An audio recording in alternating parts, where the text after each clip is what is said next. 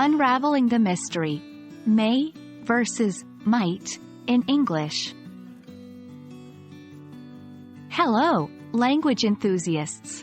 Welcome back to our series on English language learning. Today, we're going to explore the intriguing world of modal verbs. Specifically, we'll be distinguishing between two commonly confused modal verbs, may and might.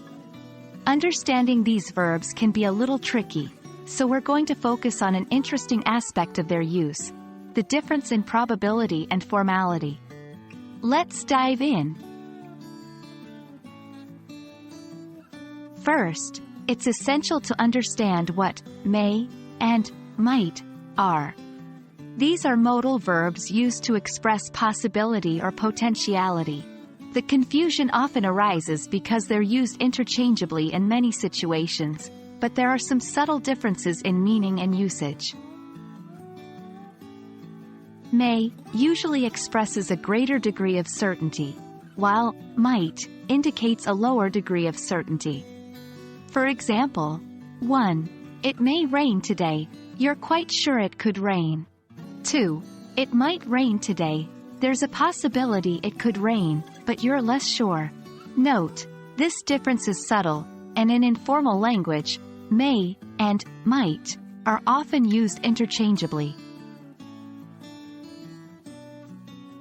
As we've mentioned, may and might can indicate different probabilities.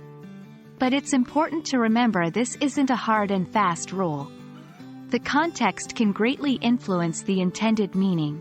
In certain dialects or styles of English, the difference in probability may not be as clear. Here's another example. 1. I may go to the concert. There's a good chance I will go. 2. I might go to the concert. I'm considering it, but it's less certain. These examples demonstrate the slight difference in probability. Now let's discuss formality. In more formal English, may is often preferred. It's seen as more polite or sophisticated. For instance, in a formal request or permission, we use may. Example 1. May I use your pen, please? While might can also be used in formal settings, it's more common in informal or conversational English. Example 1. I might swing by the party later. Again, these differences are subtle and not always strictly adhered to, especially in casual conversation.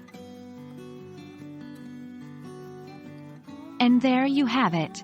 You've just explored the interesting difference between may and might in terms of probability and formality. Remember, understanding these subtleties can significantly improve your English comprehension and expression. But don't worry if it still feels a bit confusing. It's a tricky topic, and practice makes perfect. Thank you for joining us today. Keep practicing, stay curious, and see you in the next video.